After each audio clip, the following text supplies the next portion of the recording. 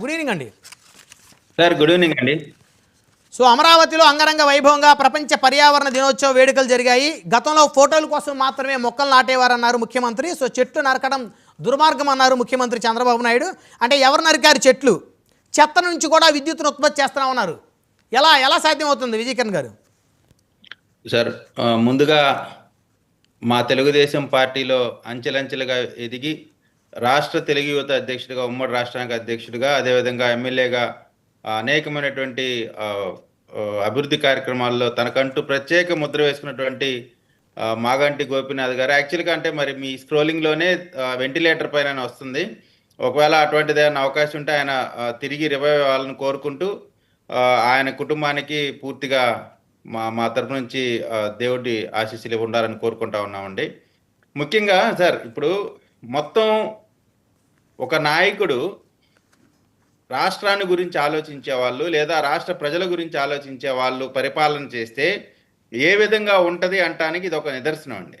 ఇవాళ పవన్ కళ్యాణ్ గారి చిత్తశుద్ధిని, ఏ శాఖలో ఆయన పనిచేస్తున్నారో ఆ శాఖకు ఒక ప్రత్యేకమైనటువంటి గుర్తింపు తీసుకొచ్చి ఆ శాఖలో వినూత్నమైనటువంటి కార్యక్రమాలు చేసి ఈ కార్యక్రమాలు అన్నిటి ద్వారా జరిగే అభివృద్ధి ద్వారా ప్రజలకి ఉపయోగపడాలి అనేటువంటి అద్భుతమైనటువంటి ఆయన ఇప్పుడు మొట్టమొదటిసారి ఎమ్మెల్యే అయినప్పటికి కూడా, లేదు మొట్టమొదటిసారి మంత్రి అయినప్పటికి కూడా ఆయనకంటూ ఒక ప్రత్యేకమైన ముద్ర వేసుకొని ఈ రోజున ముందుకు వెళ్తున్నటువంటి పరిస్థితి చూస్తూ ఉంటే నిజంగా రాష్ట్రానికి కావాల్సింది నాయకులు ఇటువంటి వారు కదా అనేటువంటిది చూడండి. చంద్రబాబు నాయుడు గారు, పవన్ కళ్యాణ్ గారు ఆ స్క్రీన్లో వెళ్తా ఉంటే ఆంధ్ర రాష్ట్ర భవిష్యత్తు కనపడతా ఉంది. ఏ విధంగా వీళ్ళిద్దరు కలయికతో రాష్ట్రాన్ని ఏ విధంగా అభివృద్ధి చేస్తున్నారనేటువంటి చూస్తూ ఉంటే కేవలం మన ప్రాంతంలో ప్రజలు మాత్రమే కాకుండా ఇప్పుడు అడవులు అభివృద్ధి చేయడం ద్వారా అక్కడ ఉన్నటువంటి వన్యప్రాణులకు కూడా రక్షణ కల్పించేటువంటి కార్యక్రమం. అంటే ఒక లాంగ్ వ్యూ ఉండే వాళ్ళకి, లేదు ఒక దార్శనికత ఉండే వాళ్ళ చేసేటువంటి పరిపాలన ఏ విధంగా ఉంటుంది అనేటువంటి దానికి వీరి యొక్క కలయికే నిదర్శనంగా కనపడతా ఉంది. ఇప్పుడు మనం మొన్న జగన్మోహన్ రెడ్డి గారు కూడా రిషికొండని బోడిగుండు చేసేది పెద్ద బిల్డింగ్ కట్టి దానికి అడుక్కి 30,000 రూపాయలు ఖర్చు పెట్టి ఆంధ్రప్రదేశ్ రాష్ట్రానికి అవసరమైనటువంటి అమరావతిలో మాత్రం 3,000 4,000 కట్టమన్నారు. అది అంటే ఒక విజన్ ఉండే నాయకులకి వీళ్ళకి మధ్య ఉన్న డిఫరెన్స్ కోసం మాత్రం చెప్తున్నాం, కానీ ఏదో జగన్మోహన్ రెడ్డి గారిని ఏదో మనం ఇచ్చేయాలని కాదు.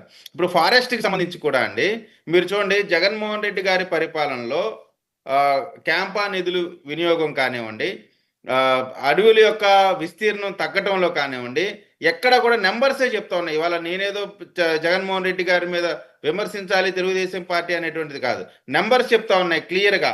ఏ విధంగా వీరి పరిపాలనలో 990 చదరపు కిలోమీటర్ల విస్తీర్ణం జగన్మోహన్ రెడ్డి గారి పరిపాలనలో అడవుల యొక్క విస్తీర్ణం తగ్గిపోయింది. అంతేకాకుండా గతంలో ఇచ్చిన దానికంటే కూడా ఫారెస్ట్కి సంబంధించి దరిదాపుగా 1,800 హెక్టార్ల ల్యాండ్ని కన్వర్ట్ చేసినటువంటి పరిస్థితి. అదేవిధంగా 23 నుంచి 24 వరకు భారతదేశంలోనే అత్యధికమైనటువంటి అడవిలో అగ్ని ప్రమాదాలు జరిగి దరిదాపుగా 5,200 చదరపు కిలోమీటర్ల ఫారెస్ట్కి ఇబ్బంది కలిగింది. అంటే భారతదేశంలోనే అత్యధికం. ప్లస్ ఇప్పటి వరకు అంత ఫారెస్ట్ అగ్నికి ఆహుతవటం అనేది కూడా ఫస్ట్ టైం.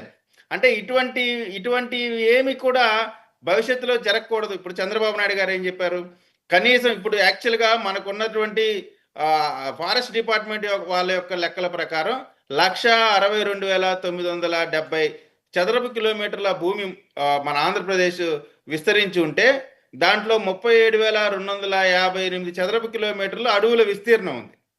దాంట్లో దట్టమైన అడవులు ఉన్నది కేవలం 14,786 కిలోమీటర్లు మాత్రమే. అంటే ఈ అడవులు తగ్గిపోవటం వల్ల వర్షపాతం పైన, ఎండల పైన, అక్కడ అడవిలో ఉన్నటువంటి వన్యప్రాణుల పైన, అన్నిటిపైన, తద్వారా కార్బన్ డైఆక్సైడ్ యొక్క ఇది పెరగటం, ఇట్లా రకరకాలైనటువంటి రిప్లికేషన్స్ మొత్తం కూడా చివరికి ప్రజల మీద పడింది. పర్యావరణం గ్లోబలైజేషన్ కారణంగా జరుగుతున్న పర్యావరణ విధ్వంసం నుంచి బయటపడాలి అనేటువంటిది. ఇప్పుడు ఫారెస్ట్ కాకుండా బయట మనం ఓవరాల్గా గ్రీనరీ ఎంత ఉందిరా బాబు అంటే కేవలం 3% ఉంది. ఓవరాల్ మన ఆంధ్రప్రదేశ్ మొత్తంలో. సో ఇటువంటివన్నీ కూడా అడ్రస్ చేస్తున్నటువంటి ఈ అద్భుతమైనటువంటి ఈ ప్రభుత్వం పవన్ కళ్యాణ్ గారి యొక్క శాఖకు సంబంధించి చేసినటువంటి వినూత్నమైనటువంటి కార్యక్రమాలు నిజంగా ఎవరైనా సరే ప్రతిసారి నేను చెప్తాను, పవన్ కళ్యాణ్ గారు చేసే ప్రతి కార్యక్రమానికి కూడా హ్యాట్స్ ఆఫ్ చెప్పకుండా ఎవరు ఉండలేరు. అది అంటే మనసున్న ప్రతిపక్షమైనా సరే అధికార పక్షం అయినా సరే చేసినటువంటి కార్యక్రమాలు ఈ రోజు ఒక్కరోజే 1,00,00,000 మొక్కలు.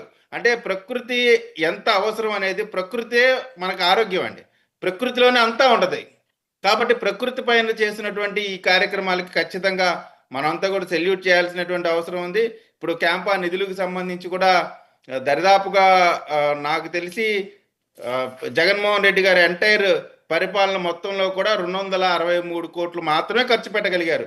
యాక్చువల్గా శాంక్షన్ అయింది సుమారుగా 1848 కోట్లు వస్తే కేవలం 263 కోట్లు మాత్రమే ఖర్చు పెట్టగలిగారు. కారణం ఏంటంటే యాన్యువల్ ప్లాన్ ఆఫ్ యాక్షన్ ఇవ్వకపోవటం వల్ల, అంటే వాళ్ళ ప్లానింగ్ లేకపోవటం వల్ల, అడవుల పైన సరైనటువంటి అవగాహన లేకపోవటం వల్ల వీళ్ళకి అవకాశం ఎక్కడుంటే పెద్దిరెడ్డి గారు లాంటి వాళ్ళు, సజ్జల లాంటి గారుల్లో అడవు భూములు వీటన్నిటిని కబ్జా చేసుకోవడానికి వాళ్ళ టైం సరిపోయింది తప్ప వాటిని అభివృద్ధి చెందడంలో లేదు. కాబట్టి ఖచ్చితంగా ఈ ప్రభుత్వం ప్రజల యొక్క ఉపయోగపడే ప్రతి కార్యక్రమం చేస్తూ ఉంది. ఈ మంత్రివర్గానికి ప్రజలు కూడా చూస్తూ ఉన్నారు అభివృద్ధి ఏ విధంగా జరుగుతుంది, సంక్షేమం ఏ విధంగా జరుగుతుంది, ప్రకృతిని కూడా ఏ విధంగా కాపాడుతున్నారు అనేటువంటి దానికి ఈరోజు ఈ కార్యక్రమానికి నిదర్శనంగా ప్రజలు చెప్పుకోవచ్చండి.